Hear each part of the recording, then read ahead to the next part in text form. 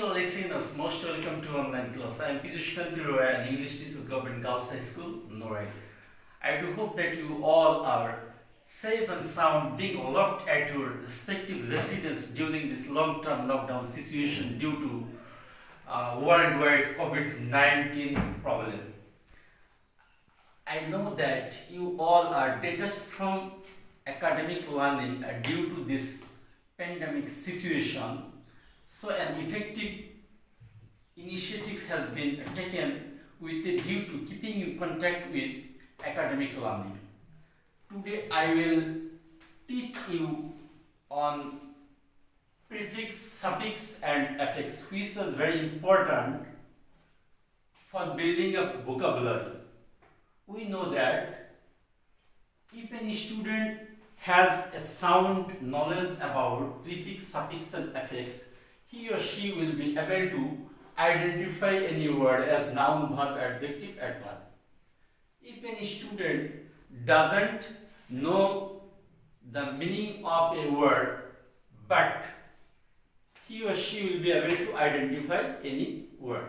So there is no alternative to learning suffix, prefix and affix. Suffix, prefix and affix, this term has been included in the syllabus of class 8, 9 and 10. So I hope that those who are the students of class 8, 9 and 10 will lend me their ears while I am delivering my lecture on these topics. Before entering into this topic, I have to focus on what word is, because prefix, suffix and affix are related to word. So I have to focus what word is. We know that word is a combination of letters having meaning. Word is of three types. One is simple word, second compound word, third derivative word. Prefix, suffix and affix are very much related to root word. So we have to know what root word is. Well, what is root word? Root word is a word which consists of several letters having a meaning. Root words may be of different parts of speech, noun, verb, adjective, etc. And then compound word. Compound word consists of two simple words. Compound word is not describable here because suffix, prefix, affix are not related to compound word. I have written some compound words on the board: whiteboard, stepmother, pencil, etc. Last word is derivative word. Derivative word is of two types. Primary derivative and secondary derivative. Primary derivative is not related here, but we should have a knowledge. When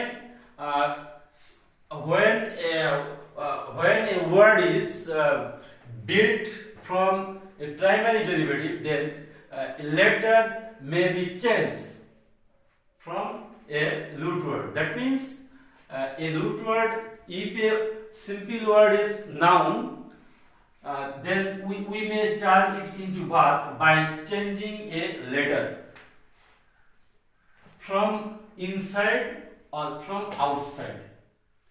For the better understanding of my student, I may use both languages, English and Bengali.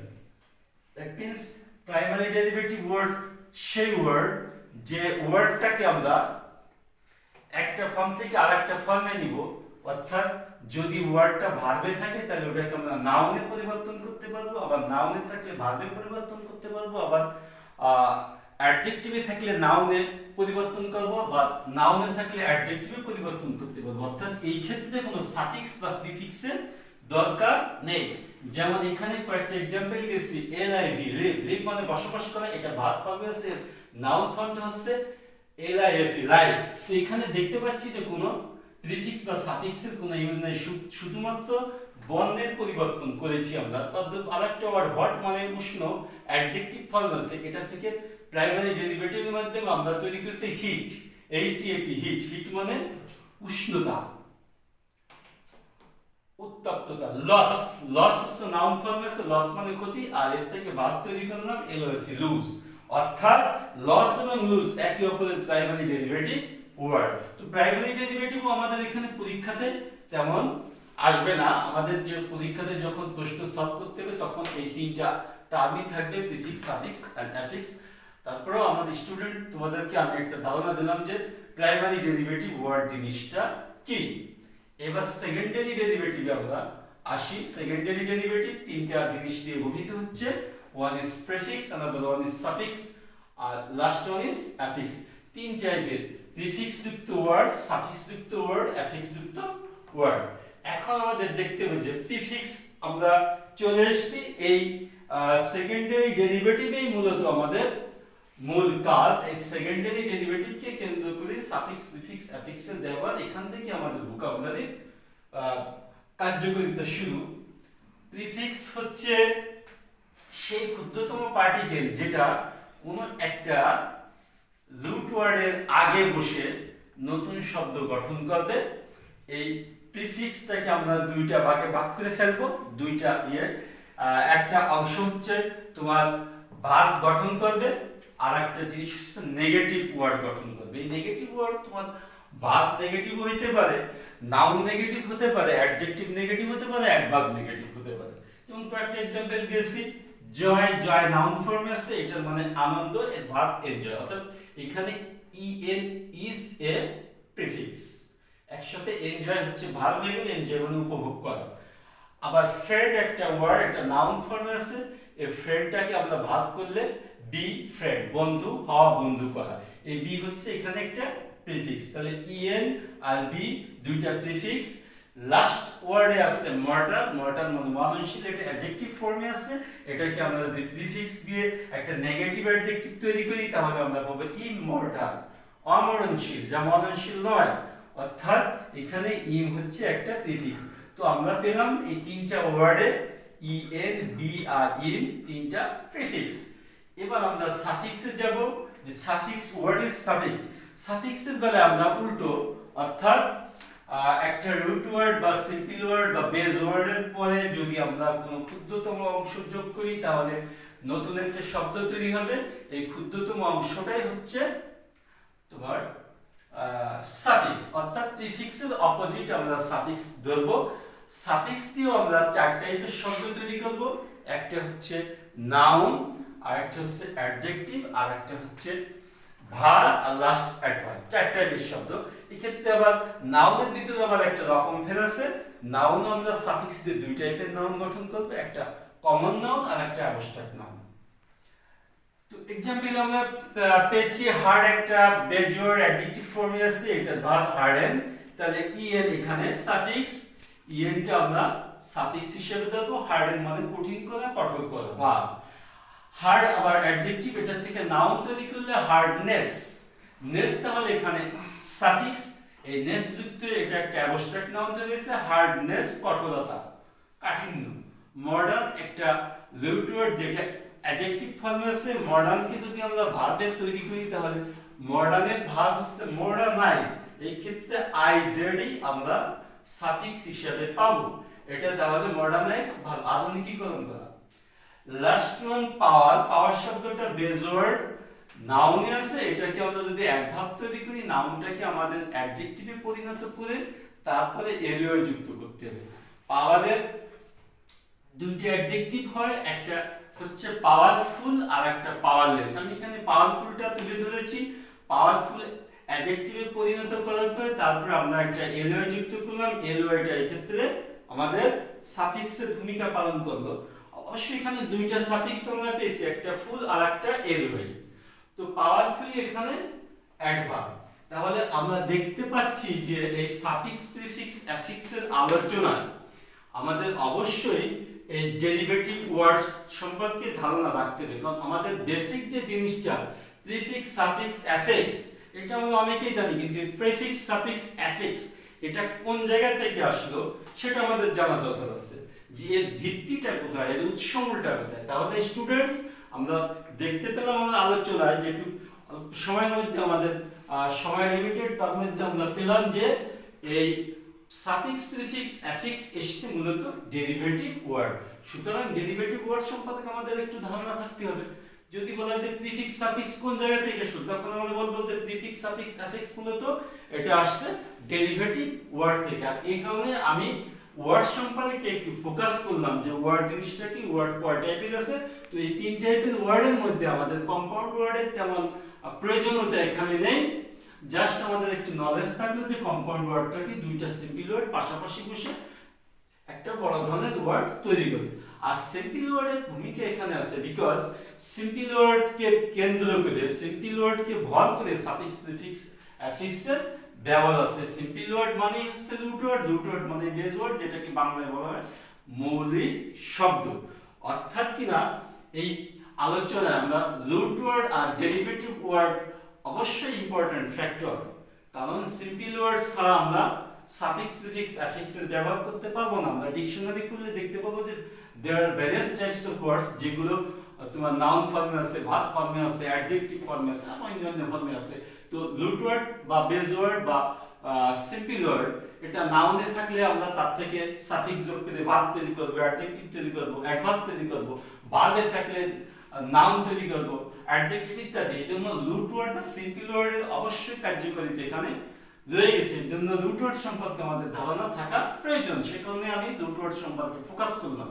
R derivative word তো secondary derivative তো এখানে অবশ্যই কার্যকরী, যেটা কে কেন্দ্র করে prefix suffix অ্যাফিক্সের ব্যবহার। এবার আমরা এখানে দেখতে পাচ্ছি যে প্রিফিক্স দিয়ে দুই টাইপের শব্দ হয়, একটা ভার্ব, একটা হচ্ছে ভার্ব আর একটা হচ্ছে নেগেটিভ ওয়ার্ড, আমি পূর্বে উল্লেখ করেছি। আর সাফিক্স দিয়ে চার টাইপের শব্দ হয়, সেটা হচ্ছে ভার্ব, নাউন, অ্যাডজেক্টিভ, অ্যাডভার্ব। আর অ্যাফিক্স দিয়েও ভার্ব, নাউন, অ্যাডজেক্টিভ, অ্যাডভার্ব ইত্যাদি তৈরি হবে। তো আজকের ক্লাস আমি এটা ইন্ট্রোডাক্টরি ক্লাস সাফিক্স প্রিফিক্স অ্যাফিক্সের উপরে। এটা অনেক বড় একটা চ্যাপ্টার স্টুডেন্টস, এটা সম্পর্কে আমাদের ভালো জ্ঞান থাকতে হবে। এটা জটিল কিন্তু খুবই ইন্টারেস্টিং একটা টপিক সাফিক্স প্রিফিক্স অ্যাফিক্স। এটাকে একটা ক্লাসে নিয়ে নেভার পসিবল, কোনো শিক্ষকের পক্ষে এটা সম্ভব নয়। তো স্বল্প সময়ের মধ্যে আমি সাফিক্স প্রিফিক্স অ্যাফিক্সের উপর আলোকপাত করলাম। এর পরবর্তী ক্লাসগুলোতে আমি পর্যায়ক্রমে আলোচনা করব। হয়তো প্রিফিক্সের উপর একটা ক্লাস আমি নিব, প্রিফিক্সের চার্ট করে দেব আমি, যে কোন টাইপের প্রিফিক্স গুলো দিয়ে আমরা ভার্ব তৈরি করব, কোন টাইপসের প্রিফিক্স গুলো দিয়ে আমরা নেগেটিভ ওয়ার্ড গঠন করব। আবার কিছু প্রিফিক্স আছে কমন, যেটা দিয়ে ভার্বও হয় আবার নেগেটিভ ওয়ার্ডও তৈরি হয়। ইন দ্য সেম ওয়ে আবার কোন একটা ক্লাসে আমি সাফিক্স নিয়ে আলোচনা করব, যে ক্ষেত্রে সাফিক্স কি কি আছে, আমি নাউন গঠনের জন্য সাফিক্সের চার্ট করব। সেই নাউন, কমন নাউন কয়টা সাফিক্স আছে, যে সাফিক্সগুলো দেখে আমরা হুট করে আইডেন্টিফাই করব this is a common noun. আবার কিছু সাফিক্স আছে যেগুলো আমরা অ্যাবস্ট্রাক্ট নাউনের জন্য সিলেক্ট করব, অর্থাৎ সেই চার্ট মোতাবেক আমরা আইডেন্টিফাই করতে পারবো এই নাউনটা অ্যাবস্ট্রাক্ট নাউনে আছে। আবার অ্যাডজেক্টিভের জন্য অনেকগুলো সাফিক্স আছে, সেইগুলো মুখস্থ করব, চার্টের মাধ্যমে আমরা আইডেন্টিফাই করতে পারবো। ইন দ্য সেম ওয়ে ভার্বের জন্য সাফিক্স আছে, অ্যাডভার্বের জন্য সাফিক্স আছে, এগুলো আমরা পর্যায়ক্রমে আলোচনা করব। আশা করি তোমরা আমার ক্লাসটা এনজয় করবে, এবং এভাবে যদি আমার সাথে থাকো উইথ র্যাপটাস্ট অ্যাটেনশন, যদি তোমরা ক্লাস ফলো করো, তাহলে তোমরা অনেকটাই উপকৃত হবে। যদিও আমরা জানি অনলাইন টিচিং এ কোনো ইন্টারাকশন নেই, তারপর something is better than nothing, এটা আমাদের মনে রাখতে হবে। আমরা জানি না যে আমরা এই অবস্থা থেকে কবে উদ্ধার পাবো, কবে পরিত্রাণ পাবো, কবে আমরা আবার আমাদের শ্রেণী কক্ষে ফিরে যেতে পারবো। ততদিন আমরা যেটুকু সম্ভব হয় আমরা শেখার চেষ্টা করি। আশা করি ক্লাস যদি ফলো করার পর তারপর যদি তোমরা পাঠ্য বই, তোমাদের বই অনুসরণ করো, তাহলে দেখতে পাবে যে আমাদের যে শিক্ষকদের যে আলোচনাগুলো বইও আছে, এটা বই পড়লে আরো ক্লিয়ার হবে। তো আজকে আমি আর সময় নিব না, আজকে আমার এই আলোচনা আমরা ধরে নেব যে এটা একটা ইন্ট্রোডাক্টরি ক্লাস ছিল আমার প্রিফিক্স সাফিক্স অ্যাফিক্স সম্পর্কে। এটা একটা সামগ্রিক ধারণা পেলাম। তো আমি আর এগোতে চাচ্ছি না, সময় সীমিত।